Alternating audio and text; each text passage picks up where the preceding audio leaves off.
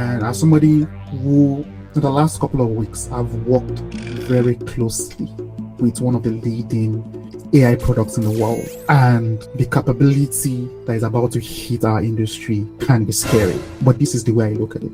Think of the typewriter. There are several benefits to typewriting, using the typewriter. It doesn't use electricity. You have like that physical feel, very close to handwriting.